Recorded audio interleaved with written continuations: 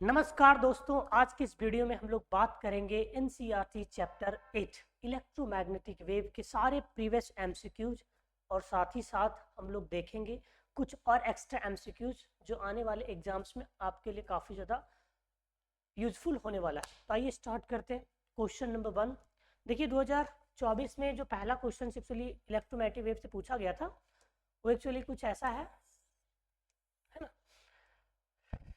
Space है is use for photography in fog, मतलब आपके कुछ ऑप्शन दे रखे हैं इलेक्ट्रोमैग्नेटिक वेव का, और वो आपसे कहा जा रहा है कि फॉग कंडीशंस में कौन से आप इलेक्ट्रोमैग्नेटिक वेव यूज करना चाहेंगे। ठीक है, तो आपको ऑलरेडी हम बता देना चाहते हैं कि इंफ्रारेड है ना, एक ऐसा इलेक्ट्रोमैग्नेटिक वेव है जो फॉग कंडीशन में फोटोग्राफी में काफ़ी ज़्यादा योगदान मतलब प्रोवाइड करती है। इसके पीछे रीजंस ये है कि इंफ्रारेड स्केटर्ड ना के बराबर होती है फॉग सिचुएशंस में, और स्केटर्ड नहीं होगी मतलब बिखरेगी ही नहीं, तो काफ़ी लॉन्ग डिस्टेंस तक वो जाती है ना। इसीलिए आप देखेंगे कि कभी ट्रेन काफ़ी कुहासा का क्षेत्र है, ट्रेन इंफ्रारेड यूज करके भी कुछ इमरजेंसी केसेस में वो ट्रैवल कर सकती है। इस तरह से फॉग कंडीशंस में होता है क्योंकि वो स्केटर्ड करती नहीं इंफ्रारेड, इसलिए काफ़ी अच्छा क्लियर पिक आता है। फोटोग्राफी हम लोग में यूज करते हैं। ठीक है, तो कौन सा ऑप्शन होगा आपका? Option B is the correct. Next example हम लोग चले, next question. The energy in electromagnetic wave is, देखिए ऑलरेडी आपको बता देना चाहेंगे कि जो इलेक्ट्रोमैग्नेटिक वेव इलेक्ट्रिक फील्ड और मैग्नेटिक फील्ड के दोनों परपेंडिकुलर जब साइनसॉइडल वैरी करते हैं, इन दोनों के परपेंडिकुलर एक वेव जनरेट होता है, उस वेव को हम लोग कहते हैं इलेक्ट्रोमैग्नेटिक वेव। और सबसे बड़ी बात यह है कि इलेक्ट्रिक फील्ड का एनर्जी और मैग्नेटिक फील्ड का एनर्जी, ये दोनों का जो एनर्जी कंट्रीब्यूशन होता है ना इलेक्ट्रोमैग्नेटिक वेव बनाने के लिए, वो इक्वली होता है, बराबर होता है। तो ऑप्शन आपका सी जो है वो करेक्ट आंसर हो जाएगा। एनर्जी जो होता है इक्वली मतलब डिस्ट्रीब्यूटेड होते हैं बिटवीन इलेक्ट्रिक फील्ड और मैग्नेटिक फील्ड। आप लोग को हम एक्सप्रेशन बताए थे कि जो एनर्जी का फार्मूला होता है ना, वो एनर्जी डेंसिटी का फार्मूला होता है इलेक्ट्रिक फील्ड के लिए, वो होता है half epsilon not a square, और मैग्नेटिक फील्ड के लिए जो एनर्जी डेंसिटी का फार्मूला होता है half mu not be square. जहाँ पे एप्सिलॉन नॉट क्या है आप जानते हैं कि इलेक्ट्रिकल परमिटिविटी है फ्री स्पेस का, और म्यू नॉट आपका क्या बोला तो मैग्नेटिक परमिबिलिटी है फ्री स्पेस का। ई इलेक्ट्रिक फील्ड है और बी मेरा मैग्नेटिक फील्ड है। तो ये एक्सप्रेशन आप लोग को ऑलरेडी हम बता चुके हैं। तो एनर्जी इक्वली डिस्ट्रीब्यूटेड होता है, ये बात आप याद रखेंगे इलेक्ट्रोमैग्नेटिक वेव में। ओके, चलते हैं next question. Which of the following electromagnetic wave has greatest frequency, मतलब कौन सा इलेक्ट्रोमैग्नेटिक वेव के पास सबसे ज़्यादा फ्रीक्वेंसी होगा। आपको फटाफट एक ट्रिक बता देते हैं सारे वेव को याद करने के लिए। देखिए एक आप टर्मोलॉजी याद रखेंगे, हम हिंदी में थोड़ा सा बता देते हैं ना, रमी वू एक्स जी करके। ठीक है, रमी वू एक्स जी, इसमें सारे के 7 का 7 इलेक्ट्रोमैग्नेटिक वेव आ जाता है। पहला जो लेटर आर है उसको हम लोग र का आर लिखेंगे, फिर एम माँ के लिए एम लिखेंगे, और ये जो है ना उसके लिए हम लोग आई लिखेंगे, और इसके लिए हम लोग वी लिखेंगे, और इसके लिए क्या लिखेंगे बोलो तो यू, और ये आ जाता है एक्स जी। तो रमी वो एक्स जी आप याद रखेंगे। अगर आप यहाँ से इधर बढ़ते चले जाते हैं तो फ्रीक्वेंसी बढ़ती है ना, और यहाँ से अगर इधर आते हैं तो फ्रीक्वेंसी घटेगी। तो कह रहा है कि किसके पास सबसे ज़्यादा फ्रीक्वेंसी है, तो देख लो सबसे ज़्यादा तो किसके पास है। अगर 7 में से पूछा जाता आपसे तो आप क्या बताते, बताइए। आप तो बता दे सर गामा, लेकिन ऑप्शन क्या दे रखा है देख लेते हैं। तो ऑप्शन है आपका रेडियो वेव से भी ज़्यादा दिया और किसी का ना, तो डायरेक्ट आप देख सकते हैं कि एक्सरे एक्चुअली आपका कंप्लीट आंसर है। अब आते हैं हम लोग नेक्स्ट। ये रिपीट क्वेश्चंस कर चुका है ना। फोटोग्राफी में हम लोग किसका यूज करते हैं, कौन सा इलेक्ट्रोमैग्नेटिक वेव का, तो आप याद रखेंगे इंफ्रारेड। क्यों? क्योंकि स्केटर्ड नहीं होती है, कम के बराबर होती है ना। 2020 में देखिए क्वेश्चन पूछा गया था आपसे। क्वेश्चन ये है कि question number 5, electromagnetic can be deflected by, electromagnetic जो है किसके द्वारा डिफ्लेक्ट होगा, electric field only, magnetic field only, both electric and magnetic field, none of these. तो याद रखेंगे वैसे चार्ज पार्टिकल ही मैग्नेटिक फील्ड या इलेक्ट्रिक फील्ड में, मतलब कोई पार्टिकल जो चार्ज है ना वही पार्टिकल इलेक्ट्रिक फील्ड या मैग्नेटिक फील्ड में डिफ्लेक्ट होती है। इलेक्ट्रोमैग्नेटिक वेव एक्चुअली एनर्जी का फॉर्म है, तो उसके पास कोई चार्ज नहीं होते ना। Electromagnetic wave has no any charge because it has energy, so it can not be deflected in both electric field and magnetic field. Okay, तो आपको याद रखना होगा कि कौन सा ऑप्शन सही है। ये कह रहा है कि इलेक्ट्रिक फील्ड में होता है केवल क्या, मैग्नेटिक फील्ड में होता है कि दोनों में होता है। तो आंसर इसका ये है कि किसी में भी नहीं होता ना, तो याद रखेंगे option D is the correct, none of this. ठीक, आइए नेक्स्ट हम लोग देखते हैं। वीजी, वीजी एक्चुअली कह रहा है कि वो वेलोसिटी है ना गामा रे का, और वीएक्स एक्चुअली कह रहा है वो भी वेलोसिटी एक्स रे का, ठीक है, और वीएम जो है वो एक्चुअली वेलोसिटी माइक्रोवेव का रिस्पेक्टिवली इन वैक्यूम। जहां कहीं आपको वैक्यूम दिख जाए तो समझ जाना जितने भी इलेक्ट्रोमैग्नेटिक वेव्स होते हैं वैक्यूम में उसका स्पीड फिक्स होता है, और आप जानते हैं 3 × 10⁸ मीटर पर सेकेंड या 3 लाख किलोमीटर पर सेकेंड भी आप बोल सकते हैं, दोनों इक्वल होते हैं। तो याद रखेंगे जब भी वैक्यूम है तो कोई भी इलेक्ट्रोमैग्नेटिक वेव है सारे के सारे इक्वल वेलोसिटी के साथ मूव करेंगे, तो option A is the correct, बाकी आपको देखने की कोई जरूरत ही नहीं है। नेक्स्ट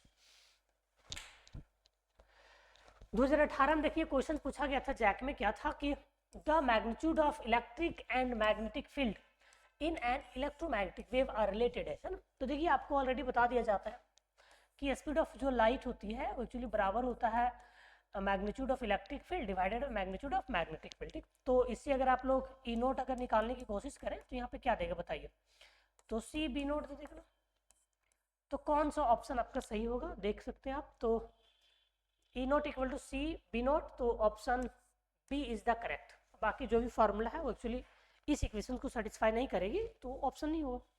नेक्स्ट 2017 में एक क्वेश्चन आया हुआ था कि the directions of propagation of electromagnetic wave is. देखिए इलेक्ट्रोमैग्नेटिक वेव को डायरेक्शंस को रिप्रेजेंट करने के लिए एक हम लोग वेक्टर यूज करते हैं, इसका नाम है पॉइंटिंग वेक्टर ना,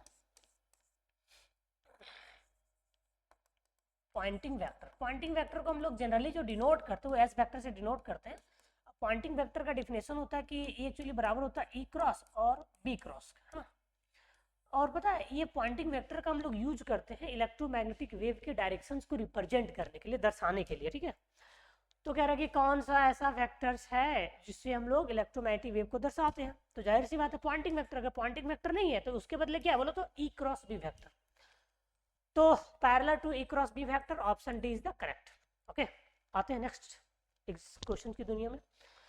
2016 में क्वेश्चन आया था कि the speed of electromagnetic wave in vacuum, मतलब इन फ्री स्पेस या वैक्यूम जो कहिए इज, तो कौन सा। देखिए ये फॉर्मूला एक्चुअली हम लोग ग्रेजुएट लेवल को डिराइव भी करके बताते हैं कि speed of light actually free space में जो होती है वो एक्चुअली डिवाइडेड होती है, मतलब इक्वल होती है mu naught into epsilon not का ना, जहाँ पे म्यू नॉट क्या आपको पता है कि ये एक्चुअली मैग्नेटिक परमिबिलिटी होती है, और एप्सिलॉन नॉट क्या है, ये इलेक्ट्रिकल परमिटिविटी होती है। अगर इन दोनों का वैल्यू भी आप यहाँ पे पुट कर दोगे ना, सॉल्व करोगे तो वही आएगा जो स्पीड ऑफ लाइट का होता है। इसकी वैल्यू क्या होता है बोलो तो फटाफट, म्यू नॉट का होता है 4 pi into 10⁻⁻7 tesla metre per minute. इसका भी होता है 8.85 इंटू 10⁻⁻12। तो इसे सारा डाटा पुट करोगे सॉल्व करोगे पता वही वैल्यू दे देगा जो आप स्पीड ऑफ लाइट का जानते हैं। अच्छा, इलेक्ट्रोमैग्नेटिक वेव अगर वैक्यूम में ना ट्रैवल करे उसका क्या फॉर्मूला होगा। इसे मान लीजिए अगर किसी मीडियम में ट्रैवल कर रही है वैक्यूम में ना होकर के, तो उसका जो फॉर्मूला होता है एक्चुअली सी डिवाइडेड हो जाता है mu naught into epsilon not, कुछ ऐसा फॉर्मूला हो जाता है, ठीक है। सी यहाँ पे speed of light in vacuum है और भी speed of electromagnetic wave in other medium. Okay, याद रखेंगे। तो यहाँ पे आपको बताया नहीं कि कौन सा ऑप्शन सही होगा, तो आप मिला सकते हैं ना कौन सा ऑप्शन सही होगा स्पीड ऑफ इलेक्ट्रोमैग्नेटिक वेव, तो option C is the correct. Okay, आइए नेक्स्ट हम लोग चलते हैं। Which of the following has smallest wavelength, मतलब इसमें से कौन सा ऐसे इलेक्ट्रोमैग्नेटिक वेव है या अदर भी वेव है जिसके पास स्मॉलेस्ट वेवलेंथ होगा। तो याद रखेंगे कि फ्रीक्वेंसी सबसे ज्यादा किसका होता है, तो बताया था ना गामा रे। गामा रे का फ्रीक्वेंसी सबसे ज्यादा, फ्रीक्वेंसी जिसका ज्यादा वेवलेंथ उसका सबसे कम। तो याद रखेंगे एक्स रे है ना, अल्फा रे, अल्फा रे से भी, अल्फा रे जो होती है ना एक्चुअली, अल्फा क्या होता है, अल्फा एक पार्टिकल्स है ना, वो एक अल्फा पार्टिकल का मतलब आप लोगों को ऑलरेडी पता होगा कि 2 प्रोटॉन और 2 न्यूट्रॉन का कंबाइंड फॉर्म होती है। तो इसका जो फ्रीक्वेंसी होती है उससे भी, मतलब वेवलेंथ जो होती है उससे भी सबसे कम किसका होता है बोलो तो गामा रे का। तो याद रखेंगे gamma ray is the correct answer, इससे कम फ्रीक्वेंसी किसी भी वेव का नहीं होती। नेक्स्ट देखिए ये एक्चुअली आपको टर्मिनोलॉजी जो हम अभी जस्ट आपको बताए थे वो यहाँ पे मेंशन भी किया हुआ है। तो क्या कह रहा है, 2014 में क्वेश्चन आया था जी, question number 11, which of the following electromagnetic wave has the longest wavelength. Longest wavelength, सबसे ज्यादा वेवलेंथ किसका है। तो आपको बताया थे ना, यहाँ से जैसे आप इधर बढ़ेंगे फ्रीक्वेंसी बढ़ेगी, फ्रीक्वेंसी क्या करेगी बढ़ेगी, लेकिन अगर यहाँ से इधर आप आएंगे तो वेवलेंथ बढ़ेगा। वेवलेंथ क्या होगा बोलो तो, वेवलेंथ बढ़ेगा ना, लैम्डा इंक्रीज करेगी। तो क्या कह रहा है कि इसमें से ये जो 4 वेव ऑलरेडी आपको दे रखा है इलेक्ट्रोमैग्नेटिक वेव, इसमें से आपसे पूछा जा रहा है कि कौन से ऐसे वेव्स हैं जिसका वेवलेंथ सबसे लॉन्गेस्ट है, मतलब सबसे बड़ा है, सबसे ज़्यादा है ना। तो आप देख सकते हैं कि सबसे ज़्यादा वेवलेंथ रेडियो वेव का है इसमें से। इसके बाद अगर आप आएंगे तो लॉन्गेस्ट वेवलेंथ फिर माइक्रोवेव का हो जाता है। तो माइक्रोवेव आपका ऑप्शन दे रखा है ना, तो याद रखेंगे microwave is the correct answer, क्योंकि रेडियो का सबसे ज़्यादा वेवलेंथ होता है, फिर माइक्रो का, फिर इंफ्रारेड, फिर इस तरह से आगे बढ़ते हैं हम लोग। तो सबसे ज़्यादा इसका होता है, फिर इधर जैसे आप जाएंगे तो घटता चला जाता है वेवलेंथ। ओके, तो कह रहा है कि कौन सा वेव के पास सबसे ज़्यादा वेवलेंथ होगा। तो देख सकते हैं आप डायग्राम, ये आपको याद रहना चाहिए, रमी वो एक्स जी है ना, 2-3 बार बोलोगे याद हो जाएगा। तरीका आपको बता दिए कैसे इसको याद करना है, रमी वो एक्स याद रखो, सारा क्लियर है। तो माइक्रोवेव जो है उसके पास सबसे ज़्यादा मतलब ये जो 4 ऑप्शन है उसमें सबसे ज़्यादा क्या होता है बोलो तो वेवलेंथ होता है, याद रखेंगे। नेक्स्ट देखिए 13 और 12 में एक्चुअली इससे एक भी क्वेश्चंस नहीं आया था, क्योंकि उधर एमसीक्यू पूछने का कोई प्रचलन नहीं था। तो लगभग आपका 11 एमसीक्यू अभी तक इलेक्ट्रोमैग्नेटिक वेव में पूछा गया है, जो हम लोग सक्सेसफुली अच्छे ढंग से पढ़ चुके हैं। अब आइए आपको बहुत सारे और इम्पोर्टेंट एमसीक्यू बताते हैं जो एग्जाम्स में पूछे जाने की संभावना है। क्वेश्चन नंबर 12 क्या कर रहा है, the polarization of electromagnetic wave is in, है ना, डायरेक्शंस ऑफ। तो याद रखेंगे पोलराइजेशन जो होता है वो इलेक्ट्रिक फील्ड, देखिए एक्चुअली ऑल आप बता देना चाहेंगे, इलेक्ट्रोमैग्नेटिक वेव में इलेक्ट्रिक फील्ड और मैग्नेटिक फील्ड दोनों का परपेंडिकुलर वेरिएशन होता है। तो हम लोग इलेक्ट्रिक फील्ड को ही क्यों लेते हैं ना, मतलब पोलराइजेशन को दिखाने के लिए ई वेक्टर क्यों लेते हैं, बी वेक्टर क्यों नहीं लेते हैं। तो इसके पीछे केवल एक रीजन याद रखना कि जो आपका इलेक्ट्रिक फील्ड होती है वो काफ़ी ज़्यादा स्ट्रॉन्ग होती है एज कम्पेयर टू मतलब मैग्नीट्यूड ऑफ मैग्नेटिक फील्ड में। क्यों, क्योंकि आपको ऑलरेडी बताया गया था सी इक्वल टू क्या होता है बोलो तो मैग्नीट्यूड ऑफ इलेक्ट्रिक फील्ड बटा मैग्नीट्यूड ऑफ मैग्नेटिक फील्ड। तो यहाँ से आप देख सकते हैं कौन बड़ा है, तो जाहिर सी बात है ई नोट बड़ा है ना, इलेक्ट्रिक फील्ड का मैग्नीट्यूड काफ़ी ज़्यादा बड़ा है। कितना बड़ा है, इससे सी टाइम्स बड़ा है बी से, इसीलिए ये काफ़ी ज़्यादा लार्ज वैल्यू होती है ना इलेक्ट्रिक फील्ड का।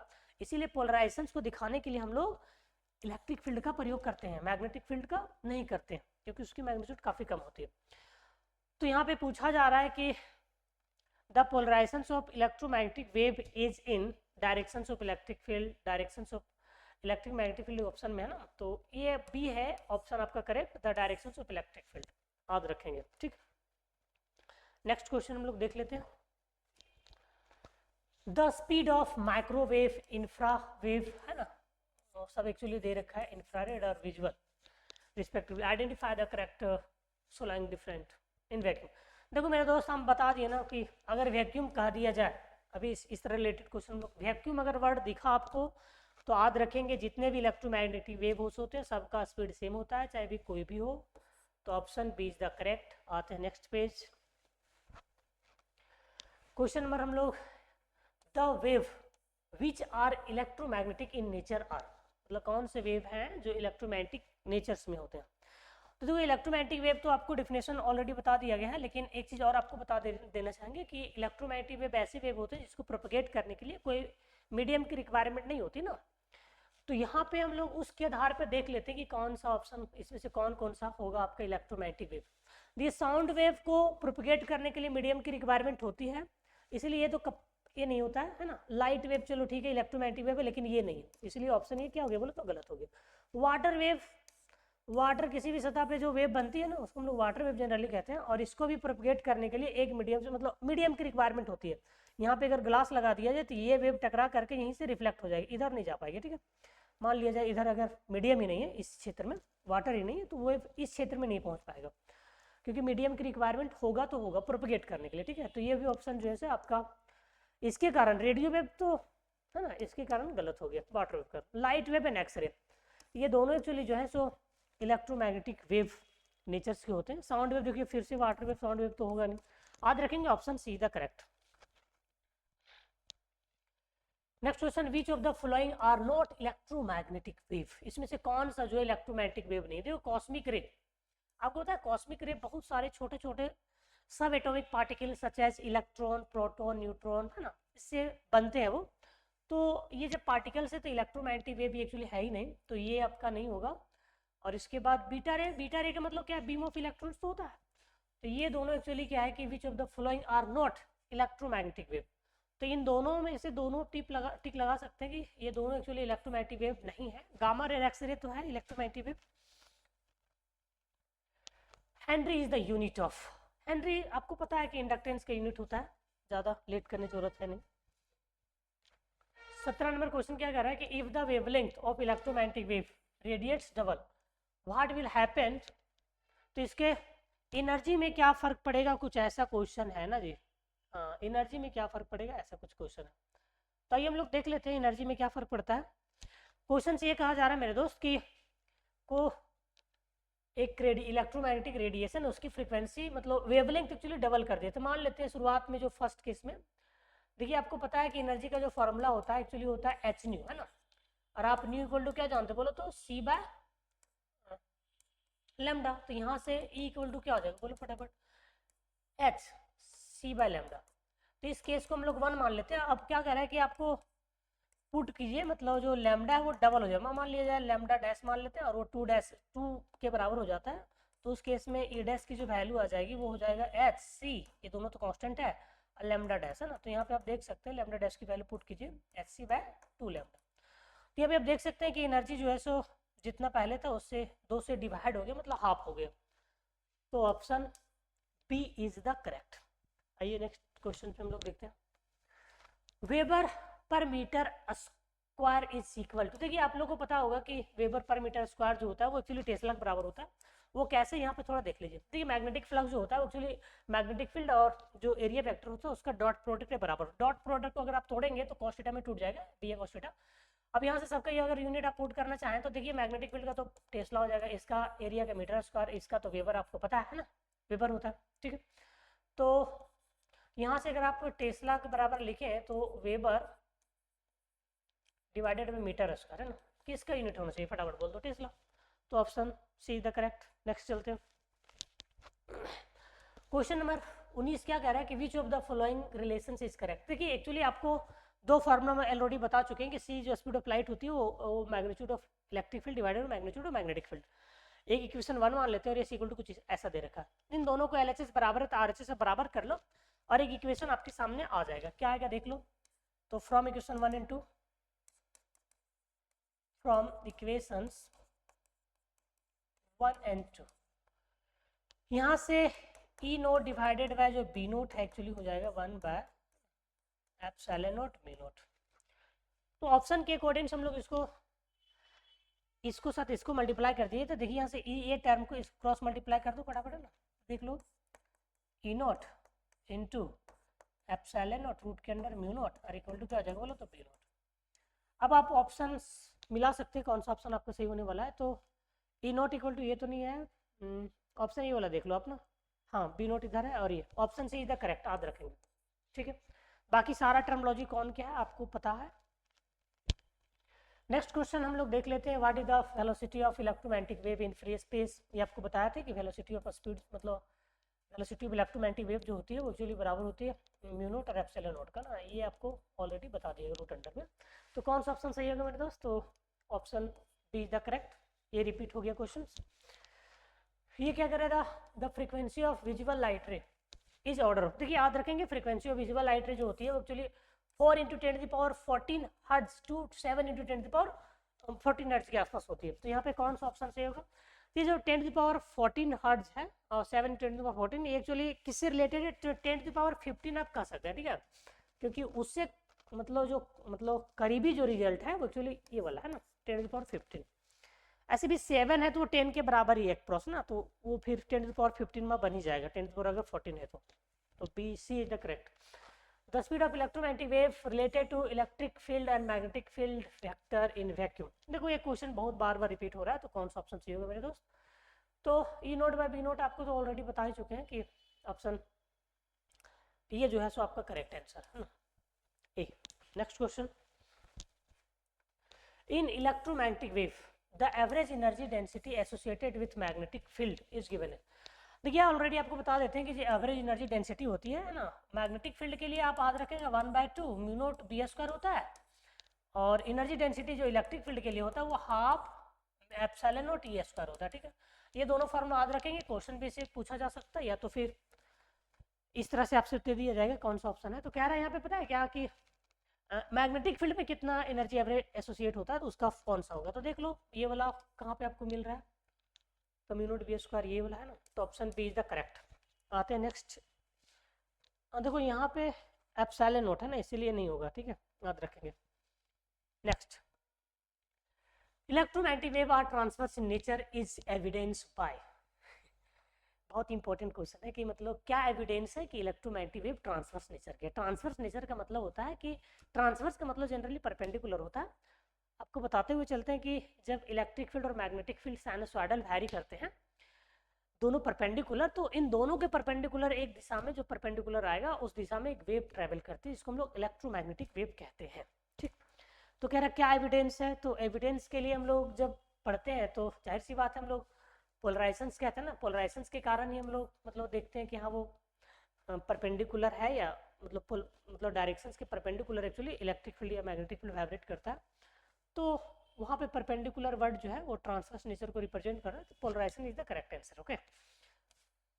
और बाकी इंटरफेरेंस तो एक्चुअली वो नहीं बताता कि electric field magnetic field perpendicular है। रिफ्लेक्शन तो बताएगा नहीं, डिफ्रैक्शन वही, ये दोनों लगभग सिमिलर चीज़ें हैं, इन दोनों में इंटरफेरेंस फेनोमेना होती है, डिफ्रैक्शन पैटर्न बनता है। On the basis of classification of electromagnetic wave done, मतलब किस आधार पर इलेक्ट्रोमैग्नेटिक वेव जो उसकी क्लासिफिकेशन किया गया। क्या क्या ऑप्शन है जी, डायरेक्ट ऑप्शन है ना, इलेक्ट्रोमैग्नेटिक वेव स्पेक्ट्रम के आधार पर इसका क्लासिफिकेशन हम लोग करते हैं, क्योंकि जब हम लोग इलेक्ट्रोमैग्नेटिक वेव को किसी फ्रेम से गुजारते हैं तो 7 कंस्टिट्यूएंट में वो डिवाइड हो जाता है ना, 7 का 7 कंस्टिट्यूएंट में डिवाइड हो जाता है, तो एक्चुअली स्पेक्ट्रम बनता है। तो ये स्पेक्ट्रम के आधार पे हम लोग सारे को नाम अलग अलग देते हैं और क्लासिफिकेशन भी करते हैं, तो ये बात आप याद रखेंगे। तो ऑप्शन कौन सा सही हो जाएगा, तो ऑप्शन आपका A is the correct answer. Next, what is the full form of UHF, मतलब UHF।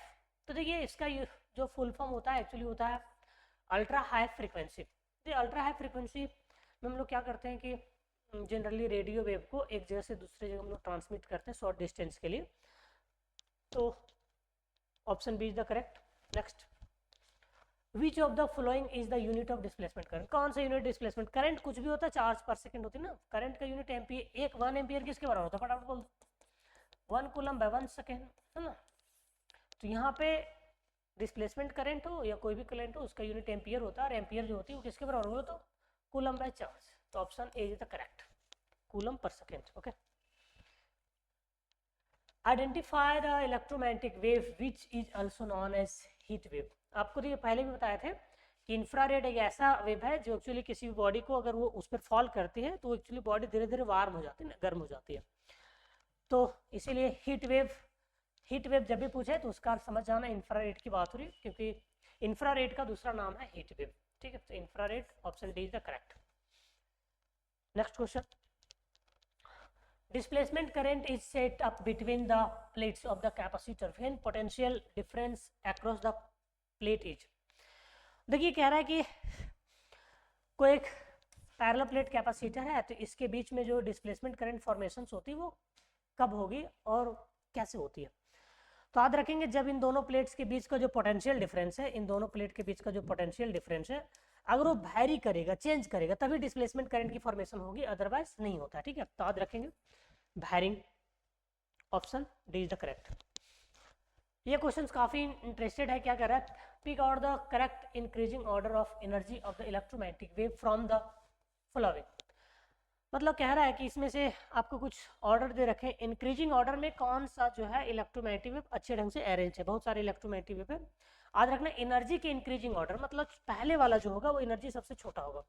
आपको बताते हुए चलते हैं कि जिस एनर्जी का जो मेन फार्मूला एक्चुअली होती है इक्वल टू एच नहीं होता ना, तो जिसकी फ्रीक्वेंसी ज़्यादा उसका एनर्जी ज़्यादा, और आपको बताया था कि इसका फ्रीक्वेंसी सबसे ज़्यादा होता है, इसका फ्रीक्वेंसी क्या होता है बोला, तो सबसे ज़्यादा।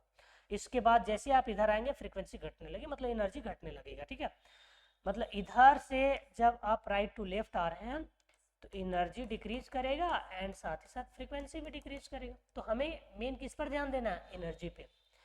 तो बताइए सबसे, अगर गामा ऑप्शन दे रखा है तो आप देख सकते हैं कि गामा के पास सबसे ज़्यादा, इसका मतलब तो ये इसमें तो 3 ऑप्शन दे रखा है, इधर आइए ना, इंफ्रा है, माइक्रो माइक्रो माइक्रो, तो पहले बताओ माइक्रो है पहले या इंफ्रा है, तो देख लो माइक्रो है, तो चलो ये ऑप्शन तो गलत हो गया। अब इस 3 में से देखते हैं इसके बाद क्या है, माइक्रो के बाद इंफ्रा है, तो इन माइक्रो के बाद तीनों में इंफ्रा है जी, चलो अभी तक चूज हम लोग नहीं कर पा रहे। इंफ्रा के बाद क्या है, इंफ्रा के बाद विजुअल, विजुअल देखो ये दोनों है ना, मतलब अभी तक हम लोग इसको छाट चुके हैं है ना, डी को, आगे बढ़ते हैं, मतलब बी और सी मेरा तक ठीक है। अच्छा विजुअल के बाद क्या है, विजुअल के बाद अल्ट्रा वायलेट, और ये क्या बोले तो गामा है ना, गामा, तो इसीलिए ऑप्शन याद रखेंगे, B is the correct answer. आप ये केवल रमी एक्सी आपको बार बार बोल रहे हैं, ये फार्मूला याद रखना, इससे बहुत सारा प्रॉब्लम आपको सॉल्व हो जाएगा, ठीक है, इस चैप्टर में। Next, which of the flowing has minimum wavelength, किसके पास मिनिमम वेवलेंथ होगा बताइए। तो मिनिमम वेवलेंथ किसके पास सबसे ज्यादा, मिनिमम जिसका पास सबसे ज्यादा फ्रीक्वेंसी, फ्रीक्वेंसी सबसे ज्यादा किसका, गामा, इसके पास मिनिमम वेवलेंथ। ये क्वेश्चन रिपीट भी किया हुआ है।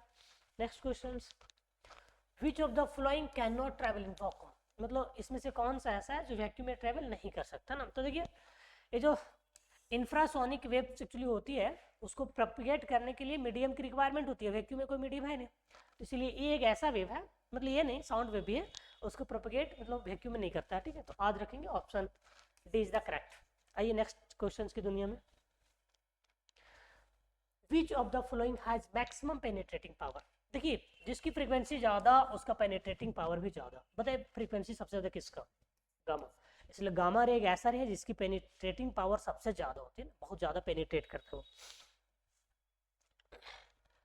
द क्वांटिटी इतना इज इक्वल टू ना, मतलब यह क्वांटिटी ये क्या रिप्रेजेंट करता है, देखिए सी इक्वल टू आपको ऑलरेडी बता दिए थे कि mu naught root under epsilon naught के इसके बराबर होते हैं। अगर आप इसको यहाँ पे ले जाते हैं है ना, तो देखते हैं ये कितना क्वांटिटी दे रहा है, root under mu naught epsilon naught equal to क्या आएगा 1/c, मतलब ये जो क्वांटिटी है 1/c के बराबर होता है, रेसिप्रोकल ऑफ c, तो कौन सा ऑप्शन सी होगा बताओ, option D is the correct. ठीक, नेक्स्ट क्वेश्चन देख लेते हैं हम लोग, और ये लास्ट क्वेश्चन होगा मेरे लिए।